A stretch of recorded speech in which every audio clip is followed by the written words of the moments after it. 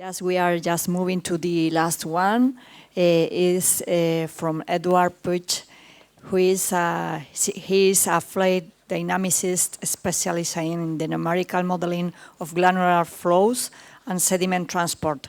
His research focuses on understanding how grains and flights interact across scales, from particle level mechanism to large-scale flow behavior. He develops and applies advanced multi-phase flow models combining particles-based and continuum approaches to investigate complex sediment dynamics in the natural settings. He currently holds a Marie Sklodowska-Curie postdoctoral fellowship, through which he studies submarine landslide and their potential to generate tsunamis using numerical simulation. So thank you very much. You are very welcome, and the floor is yours. Thank you. Okay, so yeah, my name is Eduard, and today I will talk about modeling landslides and tsunamis that were triggered by potentially triggered by the Tagoro eruption. So this work has been done in collaboration with several people.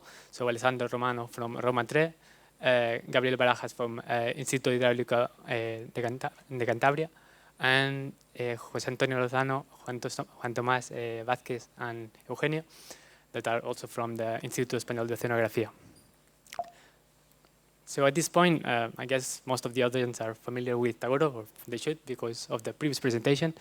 And so I'm going to skip some of the parts in this introduction. So I will just, okay. So I will just focus on this image on the top right, where we have this huge valley that corresponds to well, it's called El Golfo, and that corresponds to the ancient landslide that happened 50,000 years ago, more or less, and that created a huge tsunami. Well, most likely they created a very large tsunami. So the thing is that happened, 50,000 years ago, more or less, which is a blink of an eye in geological scale, but for a human being, that's very rare. So we're going to focus on something that it's much smaller, but at the same time, much more frequent, and that's landslides that are triggered by eruptions. And they can also cause like a huge threat, or they can pose a threat to coastal communities that are living in El Hierro or other volcanic islands. So we're going to focus on Tagoro, so right here. So as it was mentioned before, it was an eruption that started back in 2011. It lasted for 5 months, and it grew from 350 meters below the sea level up to 88 meters below the sea level. And oh, that was not my last presentation, though. I will skip this.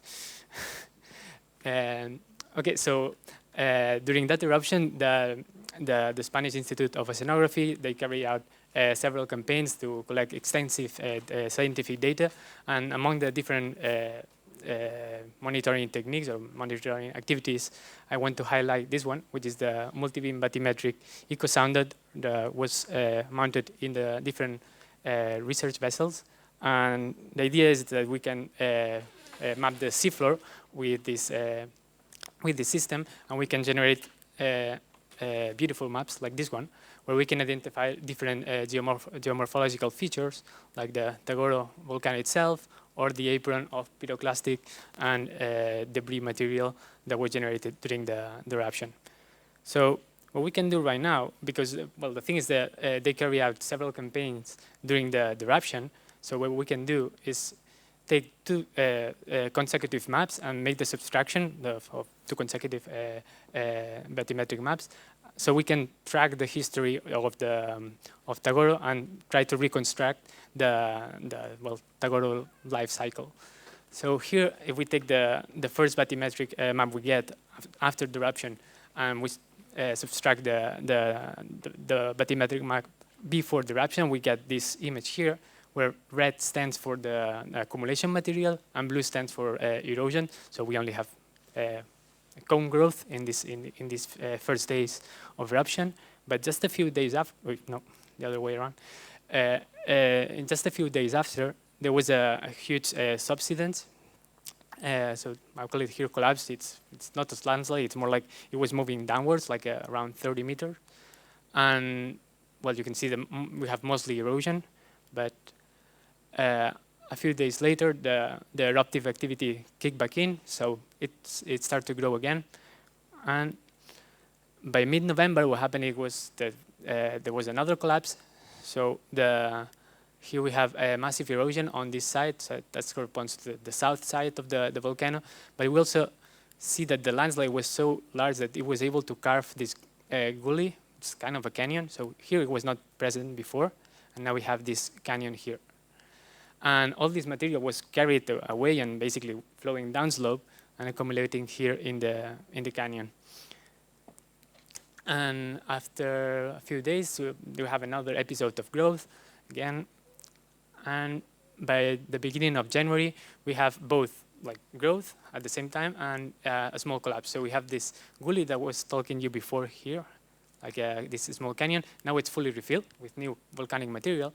But at the same time, because it was the cone was getting very steep, like the slope was getting above the angle of repose, there was a small landslide that you can see here in this blue region.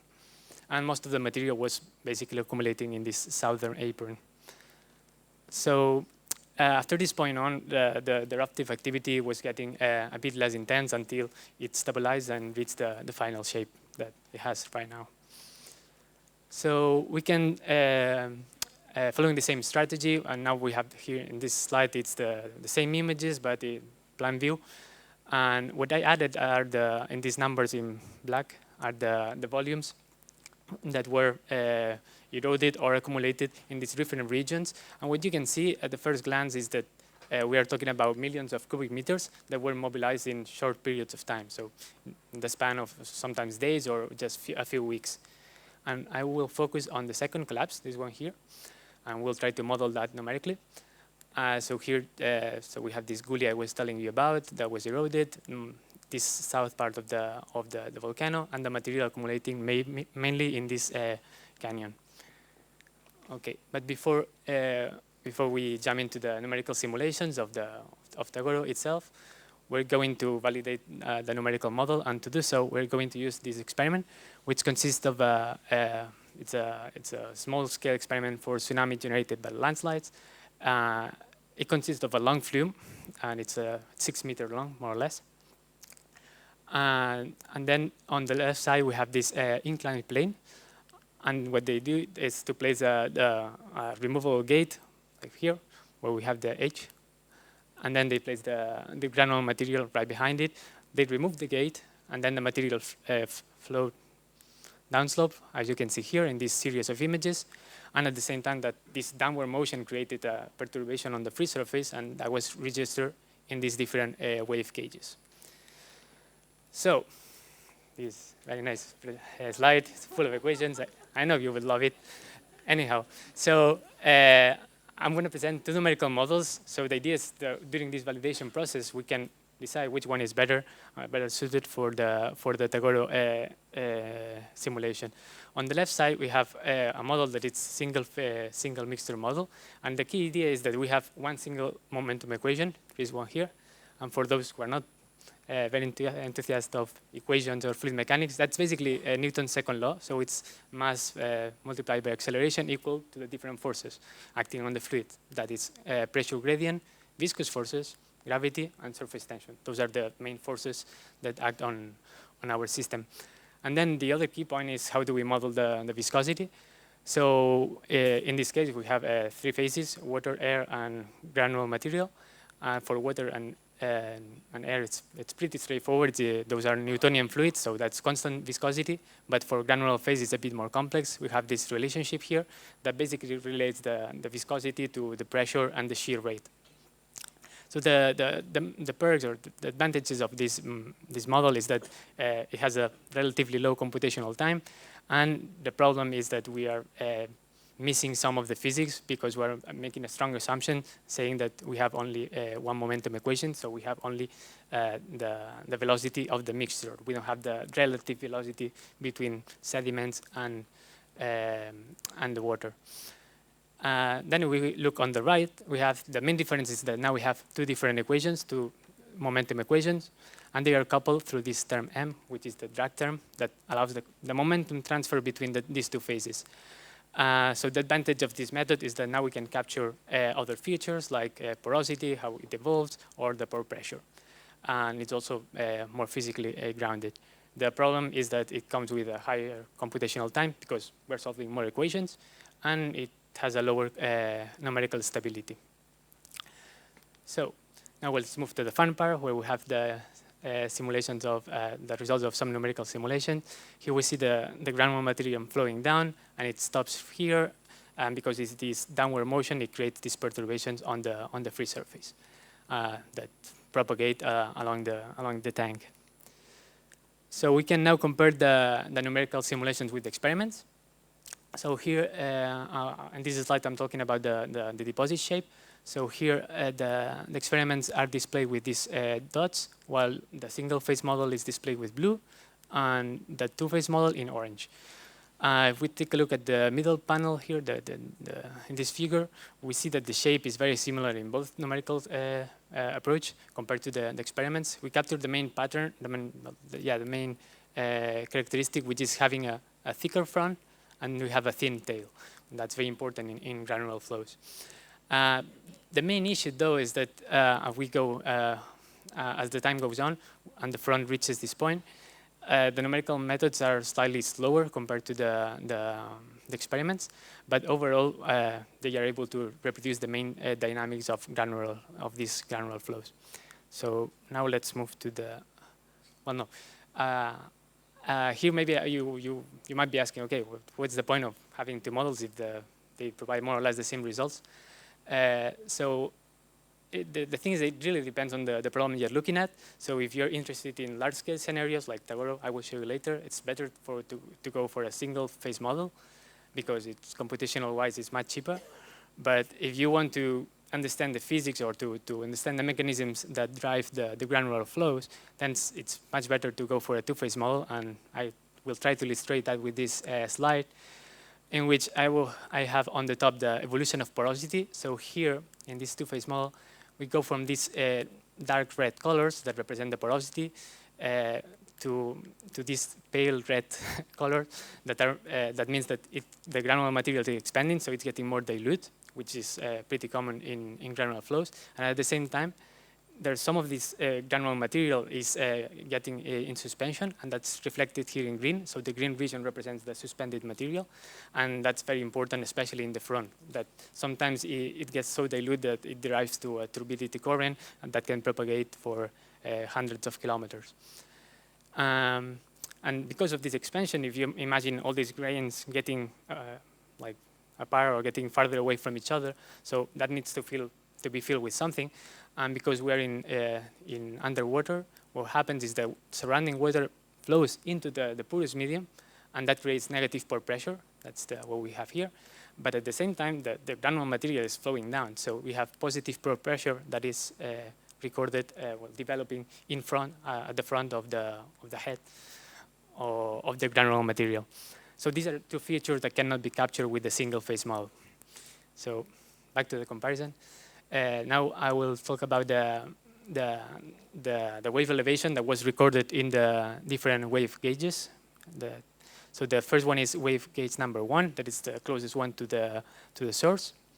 So we can see here that both numerical models are able to reproduce the amplitude and the arrival time of the first waves, which is very important in tsunami hazard assessment.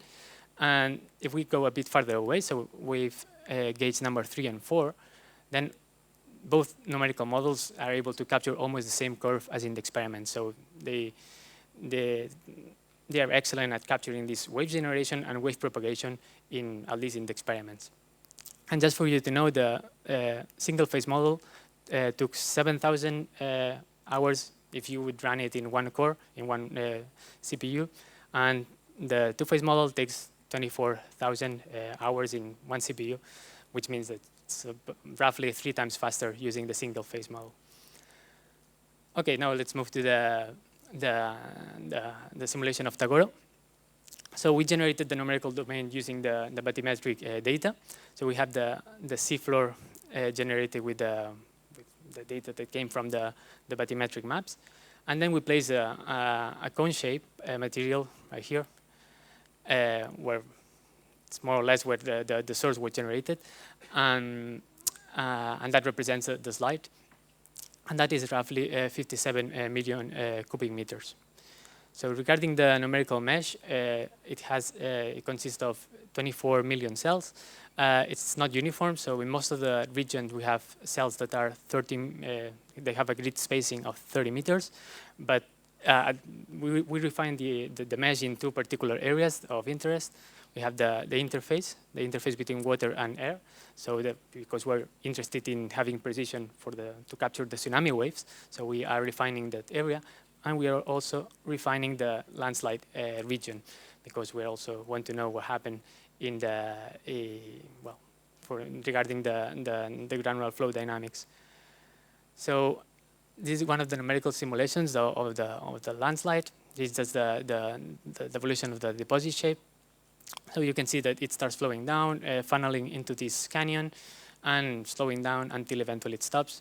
And we can evaluate the elevation of the landslide at different points and at different times as well. What we see is that we capture similar dynamics as in the experiments, because here near the front we have thicker elevation. Well, the ground material is thicker in the front compared to the tail. Same here, and then it goes into this canyon. It gets narrower there and also higher, and then it starts slowing down until eventually it stops, reaching this final configuration. So what we can do right now, as earlier in this presentation, I showed you this image here, which basically corresponds to the subtraction between two consecutive bathymetric maps. And if we take a look at our prediction, this is the numerical prediction we get. At the first glance, you see that they are qualitatively in very good agreement. And if we basically check in which points we have the same sign, that means like if we have both erosion or accumulation, or we have a discrepancy. So we can plot this map where we have an 80% of agreement in most of the places we have agreement. There are two main areas in which we have discrepancies. This one is this bar here, where we predict more erosion here compared to the observations. So in the observation, they have more accumulation. So that's an area where our model underperforms. And then we have this area here at the north of the vents, in which here we are predicting some erosion, where in reality there was basically accumulation. As you can see here, it's only red. But that has a very simple explanation, is that in our model, we're just modeling the slide. We are not modeling any source of new material. But in reality, what happened is the volcano continued to emit new material. So that was accumulating mainly around the cone, because it was getting larger and restoring this conical shape. So after this point, we can check what was the impact on the free surface. So these are the results of the landslide on the free surface. This is a wave field that I exaggerated 100 times in the vertical, so just for visualization purposes, it didn't happen. As you can see, the waves were around 1 and 2 meters, and that was the worst case scenario, because what I was showing you before was a landslide that happened as all at once, and we don't know what happened in reality. Maybe it was a sequence of small landslides, or a creep, or more like a creep flow. So that it represents as the worst case scenario.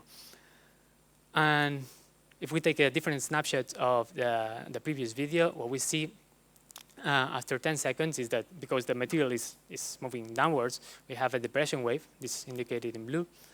But at the same time, the landslide is moving southwest, so towards this direction. So the landslide is pushing the water, or the mass of water, towards that direction. So we have this crest of positive waves that are moving towards the same direction. But then this depression wave I'm telling you about, so it rebounds because it wants to go back to the equilibrium, generating this positive wave. And this process alternates like crest and trough and goes on generating this wave train.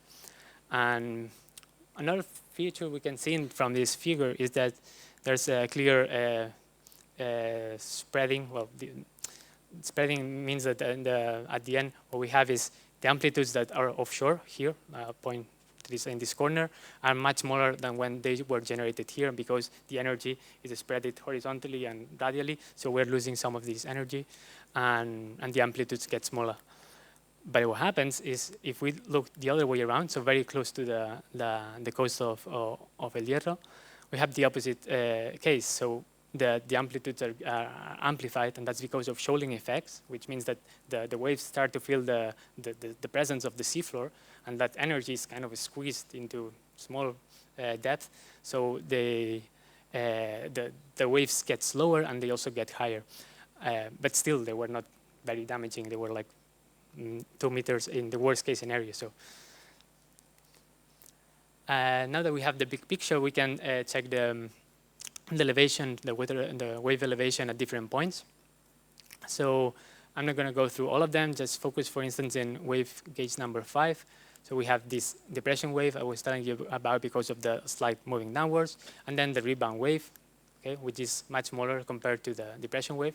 So we're losing some of the energy just because the volcano, it was a shallow volcano, but it's not on the surface. There was like a lot of meters that allow for the dissipation of energy. If we take a look now to wave gauge number 4, so a bit farther away from the source in the same direction as the landslide, what we see now is we have the crest, because the water is being pushed by the landslide. So we have the crest, then the depression wave, and then the rebound wave. But if we go to the other direction, towards the coast, we don't have any crest, we don't have any first positive wave. We always have a depression wave first.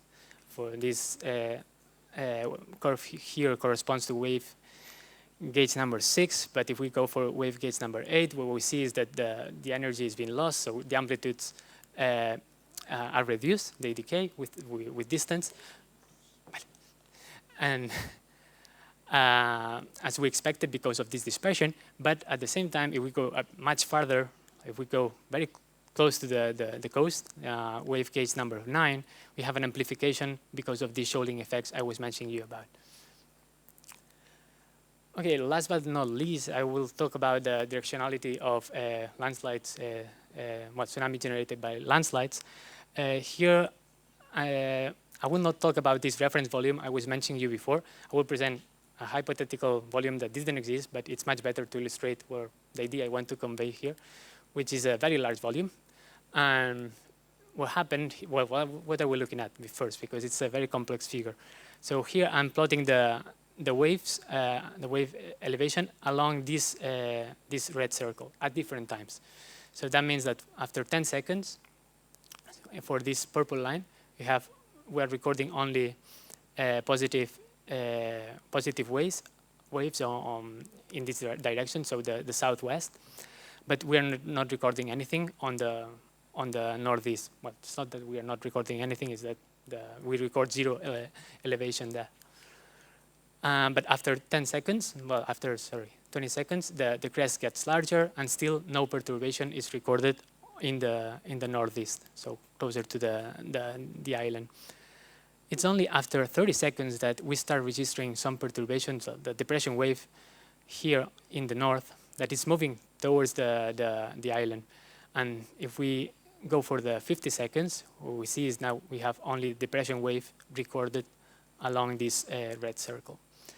So the takeaway message here is basically that the landslides that are submarine slides that can generate tsunami, they have a clear directionality, so the energy is transferred towards a specific direction, and which in general is very convenient, because if we have the island here, most of the energy is transferred offshore, but that can be a problem if you have another island facing that direction. It's not the case for El Hierro, and it could be in another case, in another island. And that brings me to the end, so 3 main conclusions. First, we were able to reconstruct the history of Tagoro using these bathymetric maps and making the difference between these bathymetric maps, and we identified 3 major collapses that mobilize millions of cubic meters in short periods of time. Then we validate two numerical models. One is the two-phase model is much better if you are interested in the physics that drive the granular flows, and the other one, the single-phase model, is better if you are interested in large-scale scenario because the computational time is much lower. And that's the model we use for to model the second largest collapse, well, the largest collapse actually in Tagoro. And we showed that we were able to reproduce almost the same geomorphological features, and then we try to understand what was the tsunami that could have been generated with that landslide, and we saw that they didn't have any damaging impact, which makes sense because it was not on the news. And but at the same time, that's something that we can be used in the future because we can do this hybrid approach, like having high fidelity bathymetric data with high fidelity numerical models that we can combine for tsunami hazard assessment. And that will be all. Thank you very much.